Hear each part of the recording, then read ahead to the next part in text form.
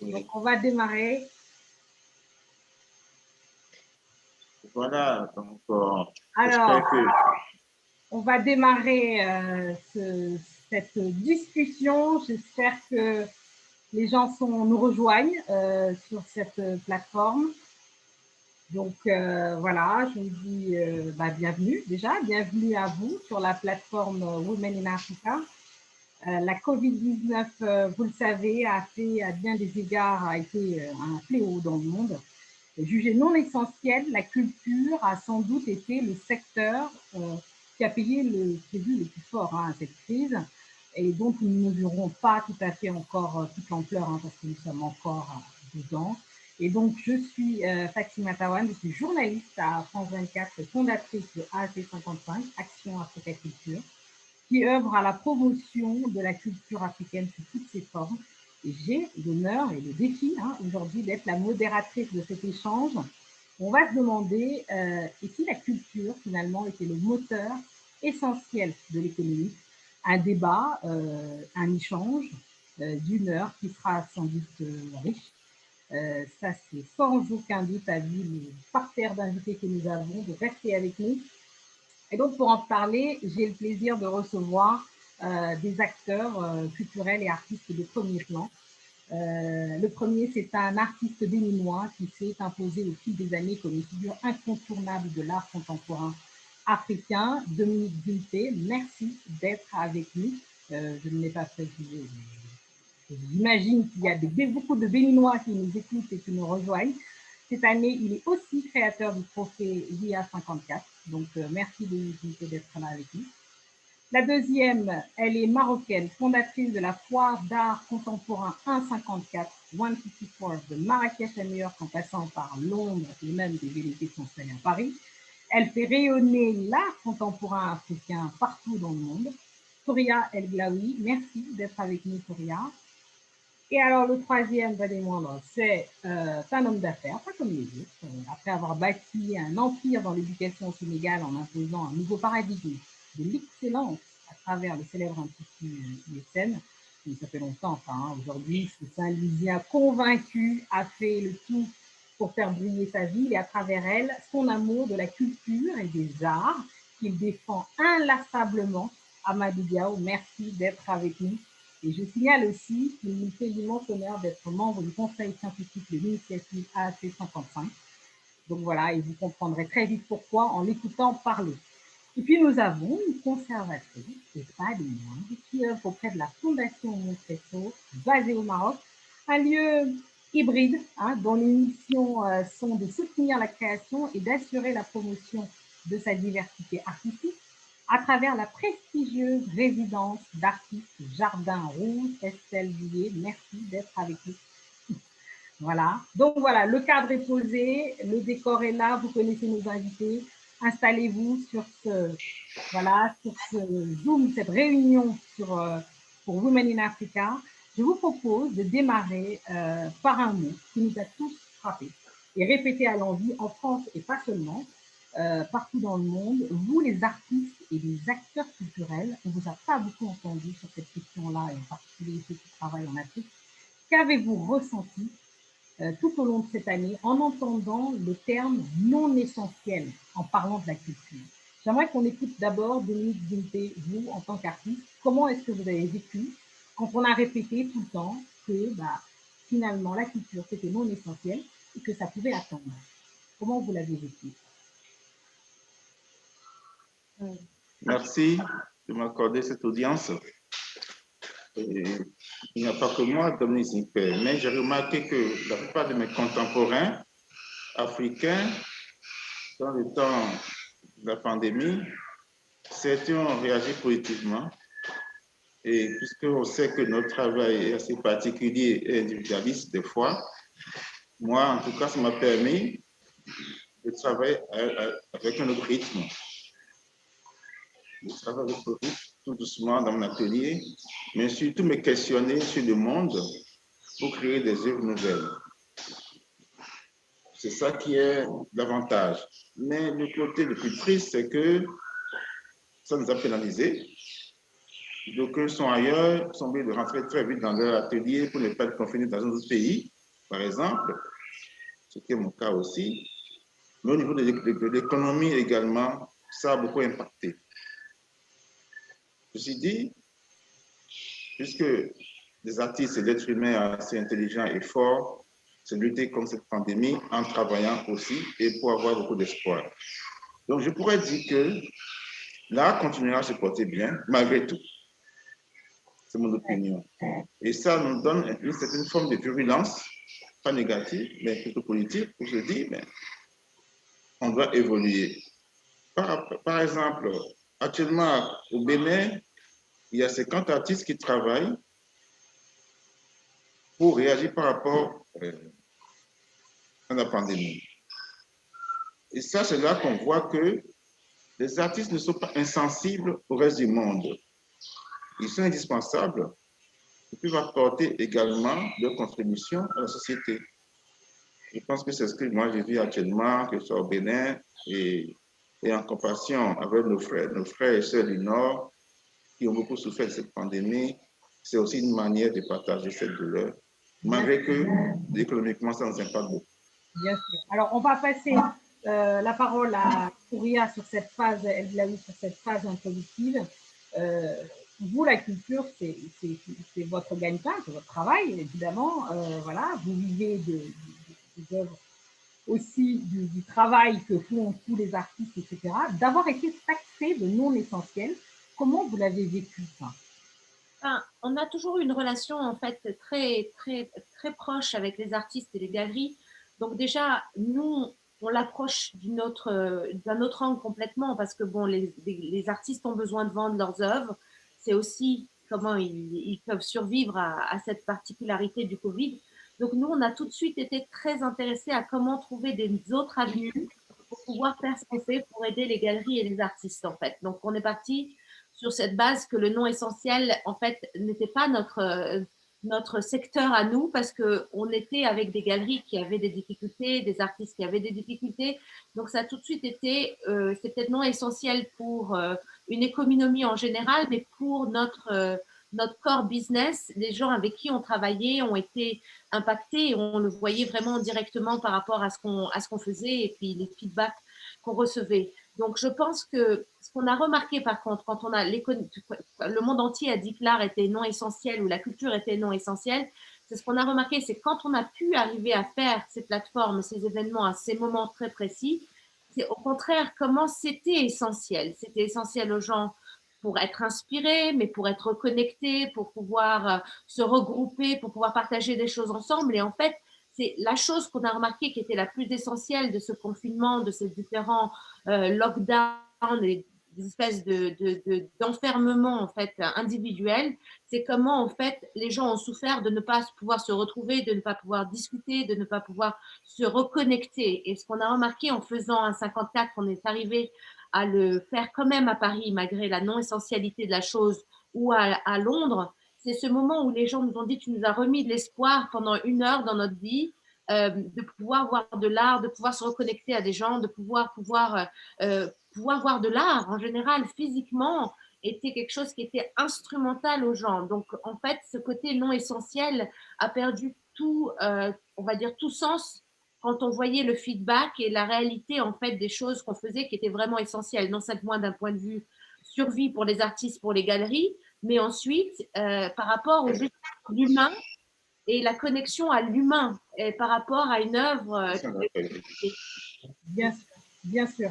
Et alors justement, Amadou Diaw, vous qui réfléchissez à travers le forum de Saint-Louis sur toutes ces questions-là, mais justement, comment vous avez vécu et quel regard vous posez justement en tant que à la fois économiste, amateur d'art, vous êtes, je veux dire, de tous les combats, finalement, d'avoir été taxé de non essentiel, comment vous l'avez vécu ça? Merci, Fatimata. À partir de... Alors, je vais vous donner, moi, mon point de vue à partir de Dakar ou de Saint-Louis. Effectivement, on a eu ce message, nous l'avons reçu en pleine figure, ce message de culture non essentielle ou art non essentiel. Mais là, en tout cas, à partir du Sénégal, le cas que je connais, d'abord le cri du cœur des artistes. Ce besoin de survivre a pris le dessus sur le message reçu de l'extérieur, notamment parlant de culture non essentielle. Le deuxième aspect, c'est que tout le programme de sensibilisation des populations a vite été pris par le monde des artistes. Les clips se sont multipliés, c'est eux qu'on avait à la télé. Donc, leur message a su prendre le dessus par rapport à celui que l'on recevait. Et enfin, ils nous ont tous invités à une réflexion sur le monde. Je ne peux pas ne pas dire, je n'ai jamais été un turiféraire des gouvernants, mais dans le cas du Sénégal, quand même, il faut le dire, tout de suite, très rapidement, au mois de juin déjà, les autorités ont mis en place un programme d'acquisition d'œuvres pour le patrimoine de l'État du Sénégal, en disant comment accompagner. Plusieurs milliards ont été débloqués. A décidé de se faire une collection. Donc, je ne peux pas dire que ça a été dans la perspective vue de Dakar que nous avons, non, nous n'avons pas suivi cette dynamique de culture non essentielle. Les librairies sont restées ouvertes. Certes, nous avons été fermés au monde, nous n'avons plus reçu personne, mais les galeries étaient là, les librairies étaient là. Et dans des moments comme ça, je crois que vous le savez tous, on a besoin de se ressourcer, de s'accrocher à quelque chose, et c'est à la culture que nous nous sommes accrochés. Voilà. Ouais. Et alors, merci pour justement cet éclairage. Estelle Lié, j'ai la même question pour vous. Cet adjectif terrible, ce vocable qui a été accolé à la culture comme étant non essentiel, comment vous l'avez vécu, vous, du Maroc d'ailleurs? Maroc, nous, on a été fermés à partir du mois de mars avec beaucoup d'annulations de projets.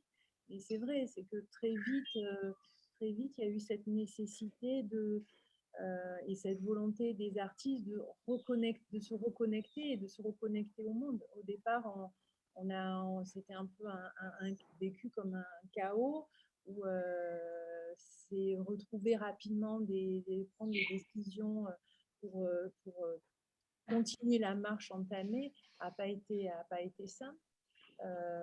Mais c'est vrai qu'après 3 mois, avec un horizon qui est un peu plus raccourci, parce que du jour au lendemain, des projets, des résidences ont pu être annulés, il y avait cette volonté qu'on poursuive ce soutien aux artistes et de continuer la diffusion de la culture. Et c'est vrai, pour reprendre ce que disait Touria, c'est qu'il y a eu cette nécessité pour tout le monde, en fait, d'avoir cette cohésion et de retrouver cette cohésion sociale par les artistes. Donc, voilà, c'est vrai que ce sont des mots durs. Mais ensuite, il faut trouver les actions pour pouvoir faire face à ce défi-là qui nous est imposé.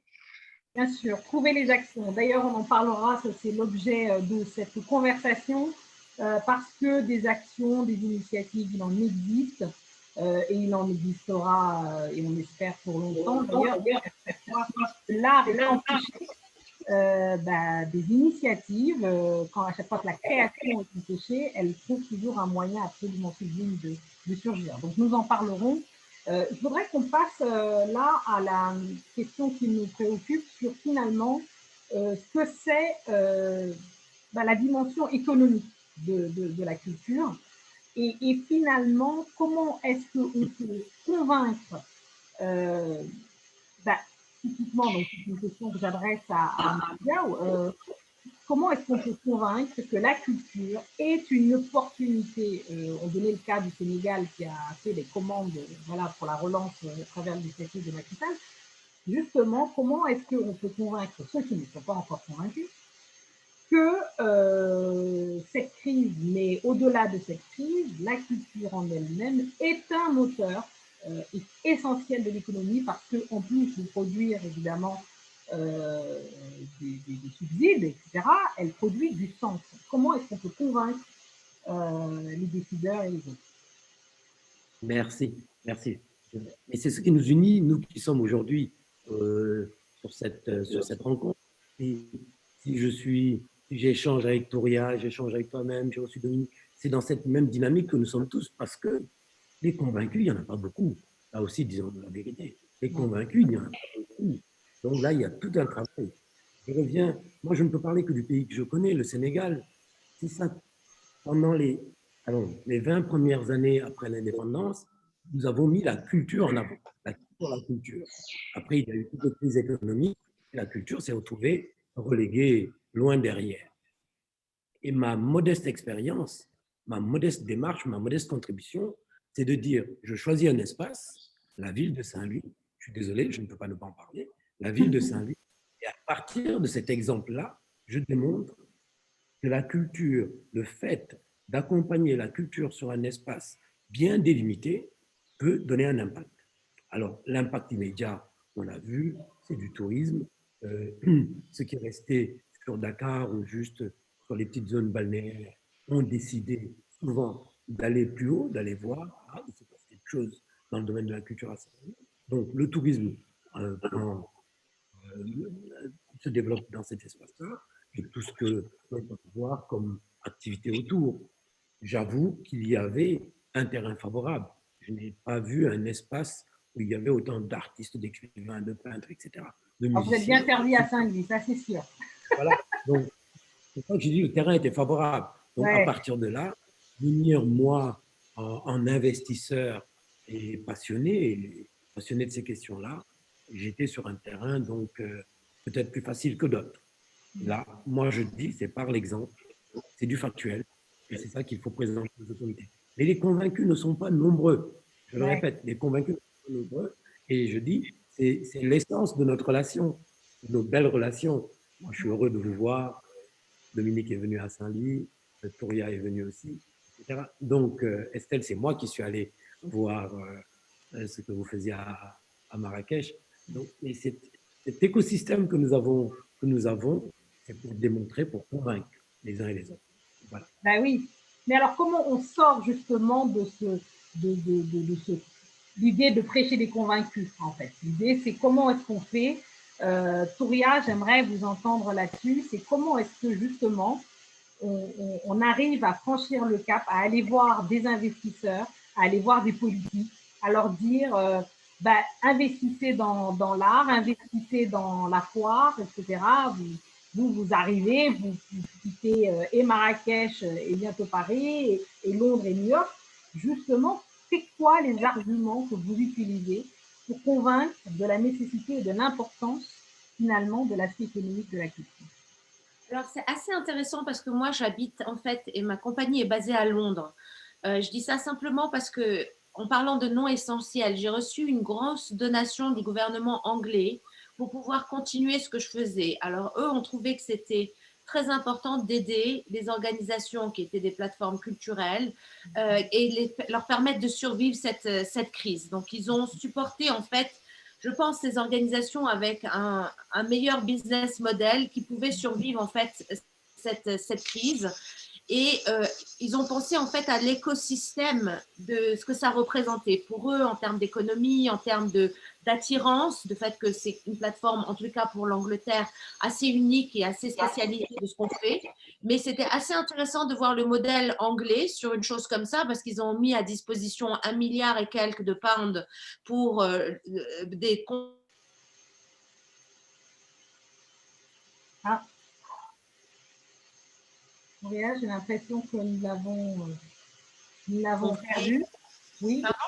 Oui, d'attirance. Vous avez perdu en l'espace de quelques secondes. D'accord, je disais que le modèle, là, ça va? Oui, ça va. Oui, je disais que le modèle anglais était assez intéressant de voir comment eux pensaient à mettre à disposition 1 milliard de pounds, on va dire, du budget économique pour survivre cette crise par rapport à toutes les cultures et les plateformes culturelles de leur pays. Donc moi, qui suis quand même très spécialisée et puis qui fait des événements non seulement à Londres, mais à Marrakech et à New York et probablement maintenant Paris, j'ai quand même eu le soutien du gouvernement anglais parce que mon organisation était basée à Londres et qu'ils pensaient qu'il y avait un vrai, on va dire, sens à supporter une organisation comme la même par rapport à ce que j'emmenais en fait à la culture du pays.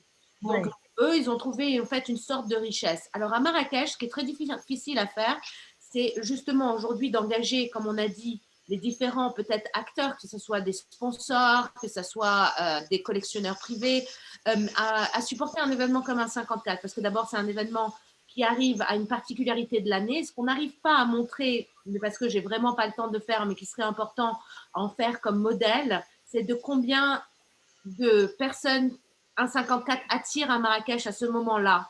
C'est-à-dire que ce n'est pas simplement l'économie locale qui en bénéficie, mais c'est par exemple l'industrie du tourisme.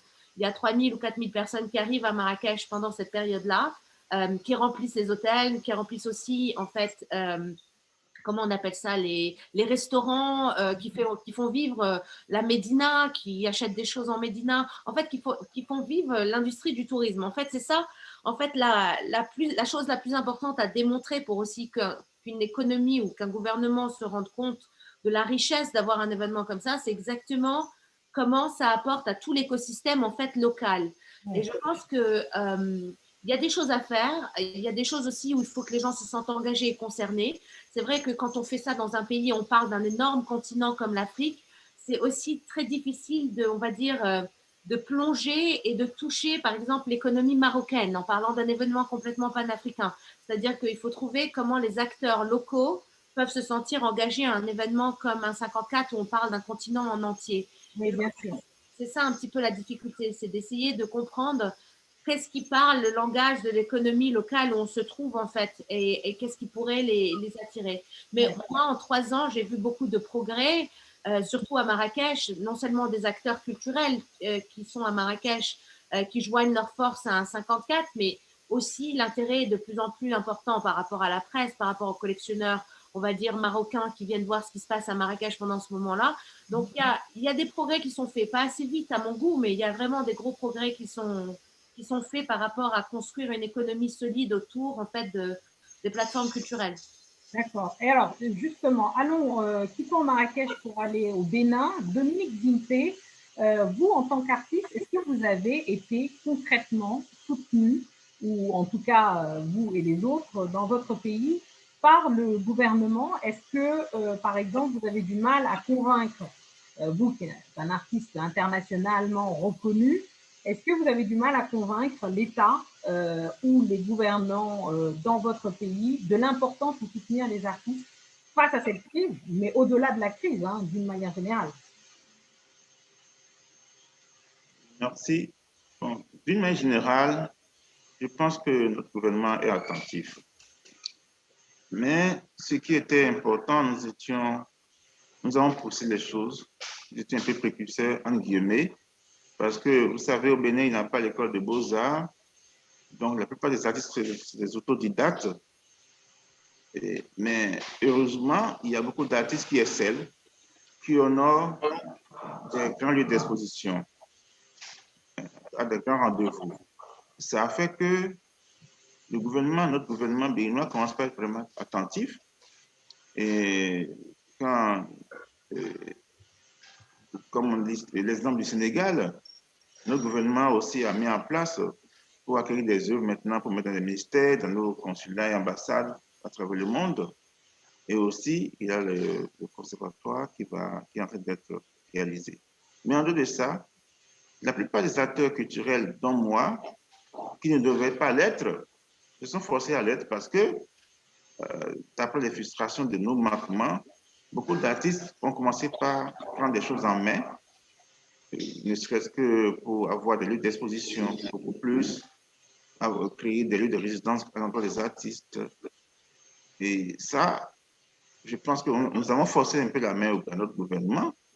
Et maintenant, puisque nous avons un ministère de la Culture de tutelle, effectivement, maintenant ils sont attentifs. Donc, moi qui vous parle, j'en ai bénéficié aussi pour réaliser des projets en droit des artistes béninois. Et donc, ça continue, je ne suis pas le seul, il y a plusieurs. Donc, c'est juste pour dire que le design et l'atmosphère de l'art au Bénin continuent d'évoluer, et dans un bon sens. Dans un bon sens, parce que quand on a commencé par payer l'impôt, quand les artistes majeurs ou jeunes commencent par s'installer, construire des maisons, ça, effectivement, un impact sur l'économie. Et beaucoup aussi emploient aussi d'autres artistes qui les assistent pour travailler. et qui s'occupent de leur famille et aussi à travers quelques projets du monde au Bénin. Donc, ça fait que notre gouvernement compte pas comprendre que les plasticiens ne sont pas inutiles pour la société. Au contraire, ça ne compte pas générer des fonds. Et je vais vous donner un exemple. Moi-même, ma banque me demande, mais où est-ce que vous trouvez cet argent? Et quand j'explique que je vends des œuvres, ils ne comprennent pas trop, mais maintenant, ils ne comptent pas comprendre. Et parce que quand on travaille avec une fondation comme Montresso et qu'au bout du rouleau, on vous envoie 15 000 euros, évidemment, ça commence peu à peu. Je ne suis pas le seul, il y a plusieurs artistes comme ça. Donc, c'est juste pour dire que l'artiste devient citoyen et apporte réellement à sa société. Et pour ne pas trop exagérer, on n'accorde pas forcément respect pour savoir que nous sommes essentiels pour notre développement social. Il y a 15 ans, mais un peu plus, il y a 30 ans, ce n'était pas le cas. Heureusement, notre place commence par se trouver dans la société et commence par être respectée aussi, non seulement au Bénin, mais aussi un peu à travers le monde. Ouais, merci. J'en profite pour dire salut amical à tous ceux qui nous rejoignent sur la plateforme et qui sont là et qui suivent depuis le début, qui sont très intéressés. Nous avons des bonjours voilà, depuis Dakar. Seulement, je salue aussi. Il n'y a aucun parti pris. Il y a Arusha aussi, Tanzania. Hi for you. I don't know if it will be an English version, but this one will be all in French. I'm sorry for that. Ensuite, on a Richard Thiron qui nous écrit de Bamako, de la galerie Cyrus Africa Art Gallery, qu'on salue. Voilà. Et puis, bonjour de Guyane, de la Turquie, d'Afa Konaté, qu'on embrasse. Donc, merci à tous ceux qui nous suivent. Vraiment, on sent que ça rejoint ce que Amadou disait tout à l'heure. Hein, c'est vraiment, voilà, c'est des gens qui sont déjà convaincus, qui sont là, qui sont toujours là. Et on les remercie vraiment. Et alors, justement, Estelle Guillet, dites-nous, j'oubliais, bonjour du Maroc. Voilà, donc Rachid, Lumumbashi aussi. Non, mais ils n'arrêtent pas, donc tout le monde veut nous faire un coucou. Non, c'est vraiment passionnant parce que justement, c'est ça l'idée, c'est que la conversation se poursuive évidemment tout autour d'eux. Estelle Guillet, quel impact ça a eu justement à la Maison Rouge, donc cette résidence d'artistes, ce Covid directement, vous avez été impacté. Comment est-ce que ça s'est manifesté directement chez vous? De manière radicale, on a fermé la résidence pendant 3 mois. Et on a réouvert en septembre avec la complexité de la possibilité d'accueillir des artistes. Et petit à petit, les choses se sont remises en marche. On devait accueillir Dominique Zimpé et Marcel au mois d'octobre. Et finalement, on a eu les autorisations et on va croiser les doigts. Dominique est arrivé ce mois-ci à Marrakech. On a pu reprendre en fait le travail de résidence. Après, le travail de présentation est plus compliqué. Mais de nouveau, on sent un élan parce que Indiscipline, le projet que l'on a mis en place dans le cadre de la 1.54, où chaque année, un pays nous à l'honneur. Et l'idée, c'était que cette exposition puisse être une exposition itinérante. Alors, Estelle, juste un truc, on me dit que le son d'Estelle est trop faible. Est-ce qu'il pourrait le monter un petit peu? Parce que les gens s'intéressent à ce qu'on dit, visiblement. Voilà, donc merci Carlos de nous avoir, voilà. Hein, le programme Indiscipline, qui est un programme que la Fondation a mis en place il y a 3 années, où l'idée est de poser un regard sur la création sur le continent, en mettant à l'honneur chaque année un pays. La présentation se fait à l'occasion de la 1.54 qui se déroule à Marrakech. Et un des moments forts pour nous, c'était de pouvoir penser l'itinérance de cette exposition. Et on avait un partenariat avec la CDG à Rabat. Cette année, elle a été mise en parenthèse.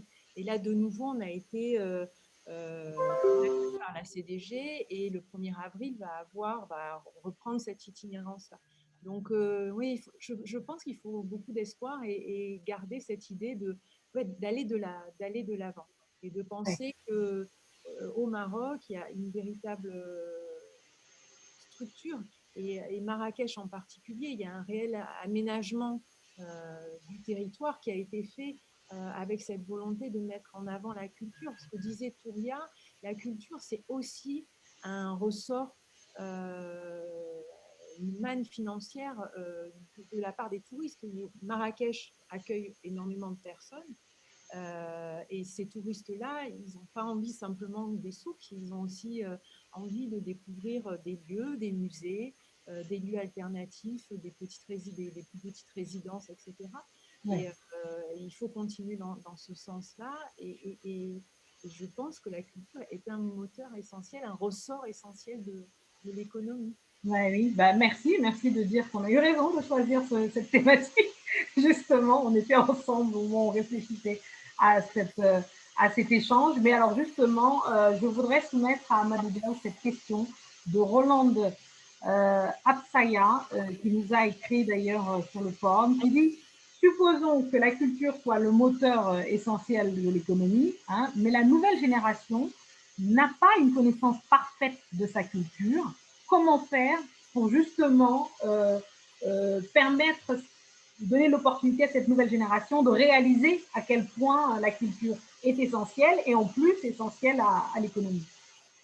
Merci. Alors, Fatima l'a dit tout à l'heure, moi, c'est 30 années d'éducation et la culture a été à côté, aujourd'hui prend le dessus. Cette jeunesse, je ne peux pas dire qu'elle ne s'intéresse pas, qu'elle ne connaît pas la culture. Elle vit sa culture autrement, différemment. Peut-être pas nécessairement dans les musées. Et je vous assure que moi, j'ai un gros espoir. C'est via les réseaux sociaux, c'est toutes les techniques nouvelles, la vidéo, etc., etc. Tout ce qui se fait autour de la musique. Je suis optimiste, en tout cas, pour ce qui concerne cette jeunesse africaine. Maintenant, toujours de par notre point de vue, de par notre... on est un peu plus âgé que ces jeunes-là, donc il y a toujours une approche historique. En tout cas, pour ma part, dans tout ce que je fais, dans tous ces musées que je crée, dans tous les espaces que je crée, je reviens à l'histoire. Je raconte. Et quelque chose que j'aime raconter et qui correspond à ce qu'on est en train de dire. Le Sénégal a son indépendance en 1960. Il faut organiser le premier festival mondial des arts nègres. Faut-il le faire dans 1 an, dans 2 ans, dans 3 ans? Le président de la République d'alors dit non, dans 6 ans. Et ça lui permet de créer un théâtre qui est encore là, un grand théâtre, de créer une école des arts qui a donné tous ces grands peintres sénégalais dont on a parlé après, Souleymane Keïta. C'est le côté long terme. On laisse aux gouvernants travailler, les gouvernants travailler sur le long terme. Cette jeunesse a une créativité, elle fait des choses, elle ne les fait pas comme nous, elle les fait différemment, avec des outils différents. C'est peut-être à nous-mêmes de nous adapter, souvent, à leurs outils. Non, il se passe quelque chose. Cette jeunesse fait des choses, à nous d'accompagner avec ce que l'on sait, notre expérience. Voilà. Ouais, à nous d'accompagner. Très beau message. Et alors justement, Touria El Glaoui, j'ai une question qui vient aussi d'un participant, mais je pense que je vais arrêter mon travail parce que les meilleures questions viennent des participants qui disent justement qu'il y a une question assez spécifique. Comment est-ce qu'on fait, et je pense que cette question vraiment te revient parce que tu travailles dans plusieurs pays, aussi bien à Londres, Marrakech, New York et peut-être Paris. La question, c'est comment concilier la culture aux lois et règles d'un système économique étranger, ou en tout cas dans celui dans lequel on s'immerge finalement. Comment on arrive à concilier les deux? Comment on y arrive? Alors, je pense que pour, par exemple, les différentes... faut penser aussi que je suis dans un segment très spécifique, qui est le marché de l'art. Ce n'est pas non plus une exposition itinérante où moi, c'est clairement la vente et essayer de vendre des artistes et d'attirer ça. Donc, en fait, ce qui est clair, c'est que la première année, en fait, à Londres, j'ai choisi des capitales en fait de l'art où il y avait beaucoup de choses qui se passaient. mais où, on va dire, l'accès aux artistes du continent africain et de la diaspora africaine n'était pas inclus. Donc pour moi, en fait, on va dire la première bataille, ça n'a pas vraiment été comment m'intégrer dans la ville, parce que la ville, j'y habitais et je savais exactement, en tous les cas, j'avais un petit peu compris les différents acteurs en fait de ce marché-là, mais c'était de comment en fait attirer un public qui n'était pas forcément sensible à ce que j'allais présenter avec un 54 et comment les attirer par rapport à ça. En fait, ce qui a été très important, c'est de se rendre en fait instrumentable et incontournable du circuit où j'étais au niveau de l'art à Londres. Donc c'était ça notre intégration, c'était de se positionner en même temps que d'autres moments forts du calendrier, par exemple londonien. Et on a fait la même chose à New York. En fait, on s'est intégré dans des périodes très importantes du circuit de l'art new-yorkais pour pouvoir avoir notre place en fait au sein d'une conversation qui existait déjà. Le modèle de Marrakech, et où ça a été un peu plus compliqué, c'est qu'on s'est intégré dans une ville que moi je connaissais très bien parce que je suis marocaine et Marrakech en particulier m'est très cher. Mais c'était d'intégrer en fait une foire qui avait déjà eu sa place à l'étranger. Donc ça, c'était un peu plus facile parce qu'on arrivait au Maroc avec une certaine réputation. Mais c'était de comment s'intégrer en fait avec des acteurs existants et qui étaient assez forts parce que Marrakech a été une plateforme depuis bien avant qu'un 54 se positionne à Marrakech importante avec la Biennale de Marrakech, mais avec aussi les acteurs culturels et de trouver notre place au sein d'un, on va dire au sein d'un, on va dire au sein d'acteurs déjà existants et de se faire accepter aussi par que notre proposition en fait soit acceptable aussi à la ville de Marrakech, qui était déjà très forte au niveau des plateformes culturelles, et c'était d'essayer de réunir un peu les forces autour de nous pour en faire en fait un moment particulier où Marrakech en fait lui-même devenait le centre culturel par rapport au monde. C'était Marrakech qui invitait les acteurs, les collectionneurs internationaux à venir découvrir en fait de l'art contemporain africain, mais en Afrique. Et ça, je pense que c'est un pari qu'on a réussi à faire parce qu'on en a créé une destination culturelle avec les acteurs de la ville. Et la foire représente une toute petite chose en fait de notre intégration à Marrakech parce que les gens sont là pour nous, mais la foire, en réalité, ils peuvent la faire en 1 heure et ils sont plutôt là pour découvrir in situ en fait de l'art des différents acteurs de Marrakech. Et ça, je pense, c'est ça qui a été en fait le plus grand succès, je pense, avec Marrakech, en tous les cas pour nous et pour les gens qui nous suivent déjà à Londres et à New York, c'est de pouvoir découvrir une ville du continent africain qui même des fois connaissait déjà, mais sous un angle culturel qu'ils ne connaissaient pas. Absolument, je confirme. Voilà. Non, non, mais c'est ça en fait. Et c'était un petit peu en fait, deux modèles différents. Le modèle européen et américain versus le modèle de Marrakech a été assez différent parce que dans les modèles de Londres et de New York, on arrivait en fait dans une chose déjà existante, mais qui marchait déjà très bien sans nous en fait. Donc il a fallu créer notre place et être sûr qu'on intéresse en fait un secteur qui était déjà très très fort sans nous. Et en fait, dans la côté Marrakech, il a fallu attirer les gens à ce qu'on faisait parce qu'on a des gens qui viennent de l'extérieur pour voir ce qu'on fait. Et la démarche a été possible simplement parce qu'aussi on a eu, et ça c'est sans gouvernement, mais les plateformes culturelles participantes, très engageantes et qui ont compris ce qu'on voulait aussi faire de Marrakech à ce moment-là. Donc je pense que c'était vraiment une situation où on a eu vraiment des acteurs très compréhensifs à ce qu'on voulait faire et puis les gens de l'extérieur très réceptifs à venir à Marrakech découvrir en fait les plateformes culturelles qui étaient présentes. Oui. Alors Dominique Zimpe, il y a une question qui est intéressante là, qui arrive aussi du forum, d'une certaine Aminata Diakhaté, donc voilà, qui nous dit, mais finalement, quel est le modèle économique ou comment est-ce que finalement on peut se développer dans un pays où la culture n'est pas considérée comme un travail? Et ça, c'est quelque chose qui est souvent fait comme qu'on entend, qui revient un peu en boucle, qu'on adresse aussi aux artistes.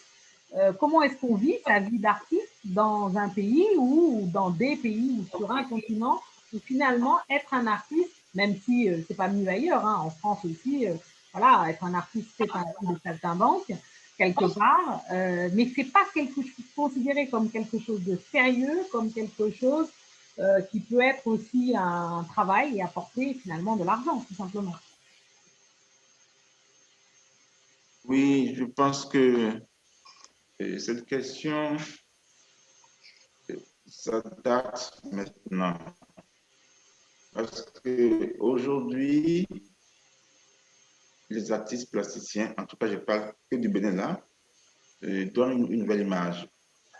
Et Ça, c'est la vrai. société, ce n'est pas le même regard qu'on porte là-dessus il y a 20 ans, 30 ans passés.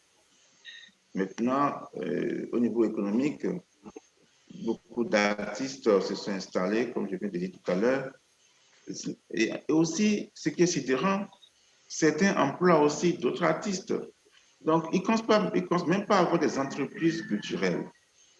En dehors des acteurs culturels, il y a des artistes individuels qui ont beaucoup de stagiaires, qui fait que la société commence vraiment par s'intéresser à l'art à travers. Et il y a des parents qui placent leurs enfants auprès des artistes pour faire de l'art. Pourquoi? Parce qu'ils ont vu des exemples d'artistes qui, en guillemets, précisent à peu près leur vie. Donc, il y a souvent une certaine forme d'hypocrisie au niveau de l'art aussi, où on te dit que je ne fais pas de l'art pour l'argent, je ne fais pas de l'art parce qu'on fait, parce que ça me fait plaisir. Peut-être c'est vrai, mais je n'y crois pas trop. L'artiste responsable aussi a besoin de continuer à créer et entreprendre des œuvres monumentales, des grands projets. Évidemment, il a besoin de l'économie. Donc, ça fait que ceux qui ont eu ce courage pensent pas avoir des gains et qui donnent notamment l'exemple. Parce qu'on vit quand même dans des zones économiques qui sont un peu faibles. Donc, quand, quand on voit un artiste qui commence par construire une maison à étage, quand on voit un artiste qui commence par avoir une belle voiture, bon, pas forcément belle, mais s'occuper de sa famille, s'occuper des études de leurs enfants, ça commence pas donner beaucoup d'exemples à la société aussi pour dire ah, pourquoi pas, c'est aussi un métier noble. Pourquoi pas? C'est la raison pour laquelle beaucoup, je parle toujours du Bénin, beaucoup de parents mettent leurs enfants auprès des artistes pour apprendre, pour leur ressembler un tant soit peu.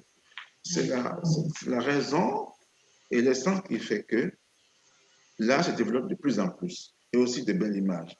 Et si beaucoup d'artistes continuent d'honorer des rendez-vous internationaux, mais il faut quand même qu'ils trouvent des moyens pour créer des œuvres. Absolument. Ça, ce n'est pas forcément le gouvernement qui doit l'assister. C'est à l'artiste de s'organiser. Et d'ailleurs, ça nous amène à aborder un sujet important. Pour l'économie, dans tous les pays du monde, que ce soit aussi dans le corps de métier en tant qu'artiste, il faut de la discipline. La discipline amène à ce que l'artiste gère bien sa carrière et soit en règle avec la banque, paie bien ses assistants, etc. Et être, comment on dit, potable par rapport aux lois érigées par l'État, c'est-à-dire payer l'impôt, etc., etc. Donc, c'est juste pour dire que nous sommes comme monsieur tout le monde au niveau économique et ce qui me sidère, il y a beaucoup de plus de conscience. Et d'ailleurs, quand nos gouvernants maintenant nous achètent, mais il faut avoir l'IFU, il faut arrêter avec le fisc aussi. Donc, ça fait que là, à mon avis, on va se développer encore plus. Ce n'est pas cette histoire de dire je fais de l'art pour l'art, je suis tombé dedans et on n'a pas un propos. Non, c'est aussi une forme de responsabilité. Et d'ailleurs, d'autant plus que nous véhiculons. Nous avons aussi besoin, en guillemets, d'éduquer à travers nos œuvres. Nous avons besoin de donner un bel exemple, d'aborder des sujets importants, récurrents qui appartiennent à notre société. Alors, ça fait que nous sommes en plein pied. Nous vivons dans la société et nous partageons. Et même quand on fait des œuvres au Bénin qu'on peut montrer, je ne sais pas, en France ou à Marrakech, mais quand même, nous aussi, nous exploitons nos sociétés par rapport à notre inspiration, notre pays à pétrole. Et comme moi, j'appelle communément, on s'inspire de nos voisins, de notre environnement immédiat. Donc, évidemment, nous avons aussi un compte à rendre et aussi à donner un bel exemple. Et ce qui est curieux, quand on fait des projets maintenant, les gens sont là, ils sont présents. Et même dans les lieux conventionnels ou dans la rue, qui a dit que les artistes ne sont pas intelligents. Nos populations ne sont pas assez intelligentes pour comprendre et consommer notre art. C'est archi faux. Il y a des jeunes qui arrivent maintenant, on commence pas à avoir des collectionneurs locaux. C'est fabuleux. Oui, justement, c'était une des questions que vous devancez là, c'est Dominique Vinté, c'est de savoir justement, on regrette quand même qu'il n'y en ait pas assez, bon, est-ce qu'il y a une limite ou une jauge, de collectionneurs ou d'amateurs africains de l'art qui puissent justement faire monter ce marché de l'art si cher à Touria, mais que ça vienne de l'intérieur du continent africain. Vous vous dites, ça vient, oui, ça vient, mais est-ce qu'il y en a assez et comment faire pour qu'il y en ait plus en fait? Je pense que c'est ça l'enjeu. L'enjeu, elle est là, parce qu'il n'y en a pas assez encore. Ça balbutie, mais il commence par avoir. Il commence par avoir. D'aucuns par snobisme, mais d'aucuns par conviction réelle. Ouais. Et qui ont besoin que nous aussi, on monte en côte. Les gens commencent pas à rêver. Ouais. Aussi des jeunes, hein, moi, ça me citait dans mon milieu. Bon, je sais qu'à Dakar, il y en a beaucoup, et beaucoup plus en Côte d'Ivoire. Au Bénin, ça commence également. Et considérant le salaire moyen d'un Béninois et que si le monsieur réussit à mettre 3 000 € dans une œuvre, quand même, c'est un grand effort qui commence. Bien sûr. Oui, parce qu'on connaît le SMIC béninois, en Afrique de l'Ouest aussi. Donc, ça commence peu à peu. Les gens, maintenant, commencent aussi à aspirer à créer des œuvres au même prix que des galeries internationales. Donc, vous voyez, il y a un certain éveil qui commence. Et nos gouvernements aussi, quand on parle de prix des œuvres, mais pourquoi le prix des œuvres? Parce que maintenant, on y accorde de la valeur, on a toujours y accordé, mais il y a un éveil quand même, que ce soit au Sénégal, au Mali, au Bénin.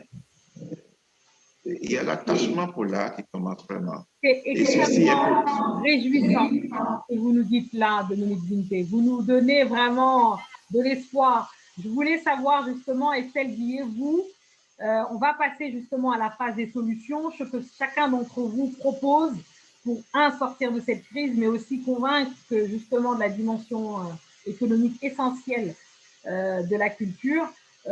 Parlons rapidement de cette dimension de formation dont on parlait là à l'instant, sur le fait que c'était un métier sérieux, que l'artiste doit évidemment être exemplaire aussi, c'est ce que dit Dominique Vinté, dans sa gestion, dans sa façon d'être. Est-ce que finalement, dans les résidences, même si voilà, c'est pas forcément votre fonction, mais est-ce qu'il y a ce volet d'accompagnement auprès des artistes sur justement comment les insérer concrètement, on va dire, dans ce tissu économique? Ah là, on ne vous entend pas du tout, Estelle. Alors, ah, voilà. C'est un des enjeux aussi importants de la résidence. Ouais. La résidence, c'est un lieu où on vient créer, mais c'est aussi pour nous une plateforme de connexion. C'est pour ça que le lieu il est volontairement pas axé uniquement sur le continent. On accueille des artistes du monde entier pour permettre ces connexions, permettre des connexions entre de jeunes artistes et des artistes peut-être déjà plus reconnus, de pouvoir jouer le rôle de parrain-parraine, de trouver ces solutions-là. Il y a quelque chose aussi d'important pour la jeune création, c'est l'accès au marché de l'art et de pouvoir, de par les institutions, de par les différents acteurs culturels, mettre en place en fait ces conditions. Et l'enjeu aussi vis-à-vis des artistes, de pouvoir accéder à des collections muséales. Et ce sont des enjeux vraiment, vraiment importants. La résidence, ce n'est pas simplement un atelier avec, pour Dominique, des pinceaux et des tableaux qui lui sont posés. C'est d'autres enjeux qui sont posés, d'autres ambitions et des possibilités justement de projeter de projeter des connexions qui auraient peut-être pas eu lieu si on ne passait pas par ce travail de résidence et d'accompagnement. Bien sûr, bien sûr. Alors, évidemment, hein, c'était une boutade hein, sur justement les résidences. Le travail de la Fondation Montresson n'est plus à démontrer, effectivement. Touria, justement, là, on passe à la partie des solutions. la crise est là, on ne peut pas voilà, passer, voilà, qu'elle n'existe pas, elle est réelle, et encore l'impact n'est pas encore voilà, totalement défini. C'est quoi les stratégies?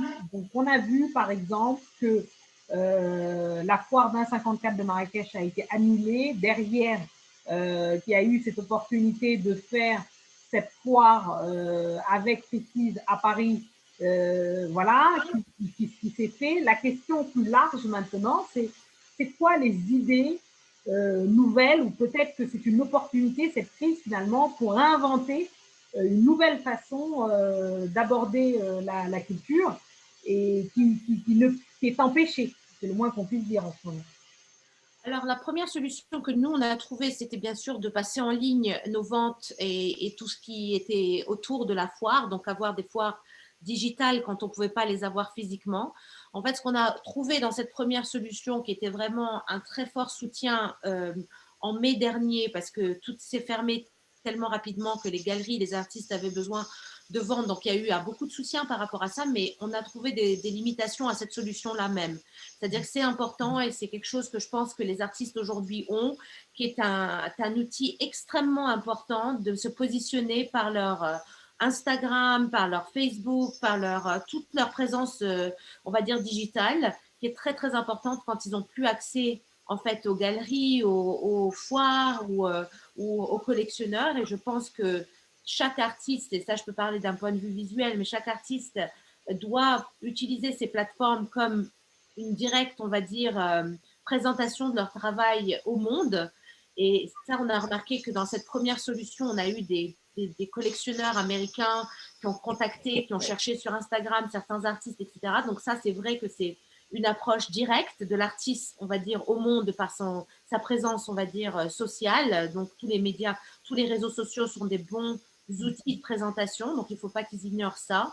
Et puis moi, je pense que le futur, en tout cas, vu qu'on n'a pas encore beaucoup de visibilité, le vaccin nous donne beaucoup d'espoir, mais on est encore dans un mode où on voit que déjà 2021 va être un peu une copie de 2020, c'est d'essayer d'être sûr de trouver des solutions hybrides, en fait. Moi, j'ai annulé Marrakech, j'ai eu la chance de collaborer et d'essayer de refaire, en fait, quelque chose de plus local pour une base de collectionneurs locaux qui était plus forte que celle de Marrakech. Alors, Marrakech, mon problème avec cette petite foire en particulier, c'est que quand je suis arrivée en octobre, beaucoup de la ville était encore fermée. Beaucoup des acteurs avaient beaucoup souffert de la crise. Et en fait, de mettre ce poids et on va dire, ce challenge de faire une foire quand les gens ne peuvent pas voyager à Marrakech, quand les hôtels et les confinements et on va dire, les couvre-feux sont encore en place, me semblait complètement impossible.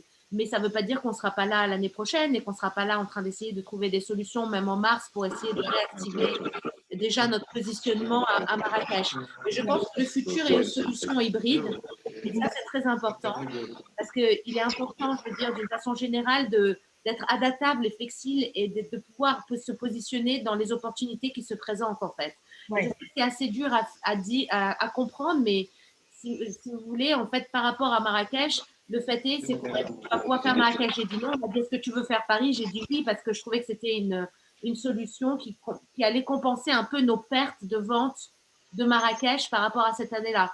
Mais je pense que dans le futur, il faut trouver des solutions qui marchent. Et je pense que pour nous, ce qu'on fait dans la culture, le digital est clairement une solution qui marche, qui a ses limitations, mais qui marche. Et je pense qu'en termes de vente, je peux parler vraiment de la vente des œuvres par rapport aux galeries, par rapport aux foires. Ça a été une solution qui n'était pas idéale, qui a ses limitations, mais qui a quand même su ouvrir certaines portes et certaines débouchés de ventes qui n'auraient pas eu lieu. Et puis dans l'ensemble, il faut essayer de trouver, que ce soit pour les artistes, moi je suis la première à dire que la solution est qu'on développe en fait la base de collectionneurs, la base de support en Afrique, mais la réalité c'est que quand on voit les chiffres de ce que ça représente, ils sont encore tellement petits que je sais que ce n'est pas la solution que tout de suite, c'est la solution à long terme qui malheureusement ne va pas aider, on va dire, dans la prochaine année ou dans la... Mais bon, l'idéal pour nous tous, ça serait qu'un self-made billionaire africain se montre... Un milliardaire africain. Exactement, soit le rôle modèle en montrant que la culture est importante, est instrumentale pour l'économie et que lui, en montrant son support, même qu'à son pays ou à l'échelle globale, de montrer une sorte de positionnement très fort par rapport à la culture, donne ce modèle à d'autres gens qui ont le support privé, en fait, de faire des choses. Et je pense que, par exemple, nous, en Afrique, ce qu'on voit le plus… Alors, Souria, il faut laisser les autres parler. Là, on est… Je pensais que j'étais rapide, mais… Donc, vous voyez, la conversation, là, elle est très intéressante parce que, et d'ailleurs, j'en profite pour dire à tous ceux qui nous rejoignent, il y a énormément de gens qui ont posé des questions. Continuez cette conversation entre vous, autour de vous, parce que c'est très important. On ne pourra pas en faire l'alpha et l'oméga aujourd'hui, évidemment. Mais je voudrais qu'en quelques mots, très rapidement, Estelle, Dominique, et puis on terminera par Amadou Diaw, vous nous donniez les clés, les quelques… idées qu'on pourrait développer. On a parlé de digital avec Touria, l'implication des Africains à très haut niveau. Mais alors, qu'est-ce qu'on pourrait faire pour justement, au-delà de cette crise, juste convaincre les gens? Bon, on en a parlé pendant 1 heure de tout ce que vous faites individuellement. Mais qu'est-ce qu'on pourrait faire, Estelle? Ah là, on n'entend plus. Je pense développer les publics. C'est un enjeu très important. Et c'est vrai que je disais, pour nous à Marrakech, le public, il est international. Mais trouver des solutions pour développer ce public local qui existe, mais qu'il faut travailler et qu'il faut aller chercher. Alors, par la médiation, il y a des collectionneurs. Sur le marché de l'art au Maroc, il y a des jeunes collectionneurs, il y a des collectionneurs plus avertis. Il y a des collectionneurs aussi qui viennent s'intéresser à une création africaine. Donc, c'est ça l'enjeu. C'est plus poser la question de la pérennité des structures.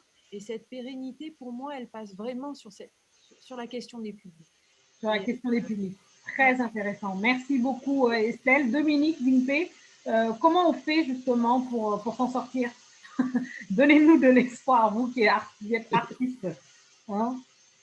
Déjà, bon, non, je pense que je ne parlerai pas au nom de tous les artistes, mais il y a de l'espoir. De voir la vie autrement, parce que ça nous est imposé, cette pandémie. Donc, l'habileté et l'intelligence des artistes réussiront, parce qu'on s'en sort tous. Parce que ça nous permet de voir la vie autrement, et comme disait Madame Guillet tout à l'heure, on s'est beaucoup moins penché sur le local, puisqu'il y a moins de vols, il y a moins de résidences à travers le monde. On doit se concentrer un peu chez nous pour mener encore des réflexions, mais pas trop longtemps.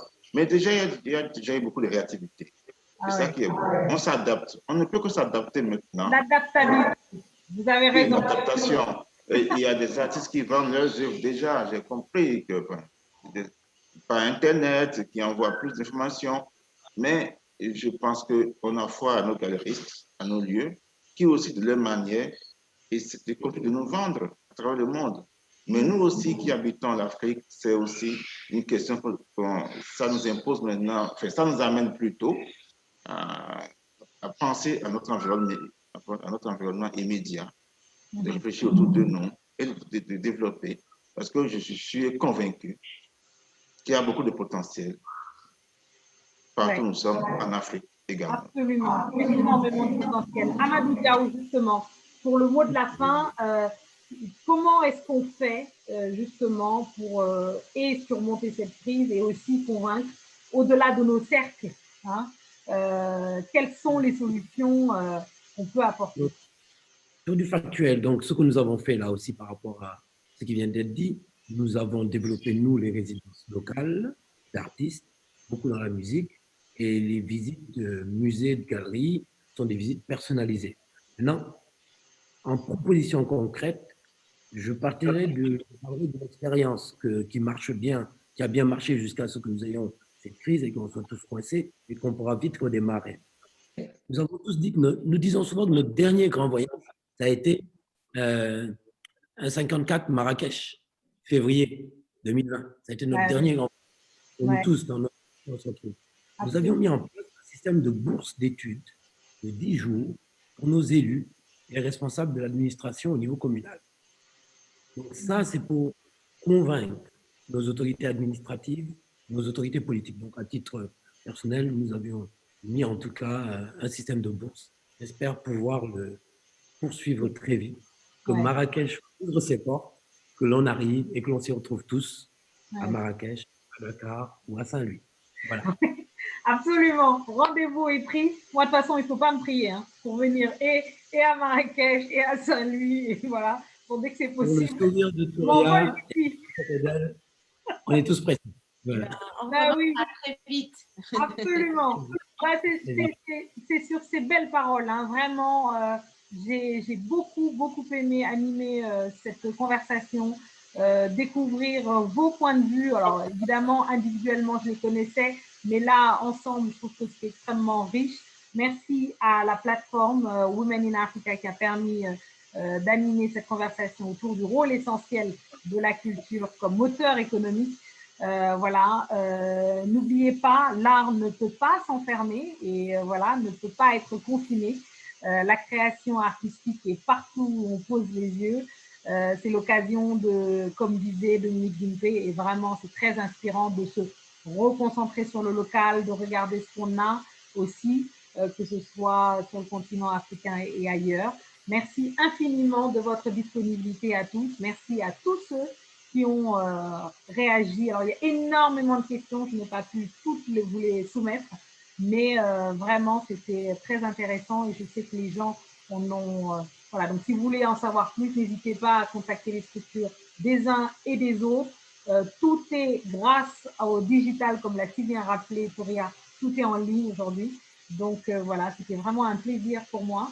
Merci à tous et puis on se dit à très vite parce que je sens qu'on va encore se reparler voilà, sur ces sujets-là et bien d'autres. Merci à tous. Je vous embrasse et je vous souhaite une belle journée pour ceux qui continuent. Hein? Au revoir. Au revoir. Merci à tous. Au revoir.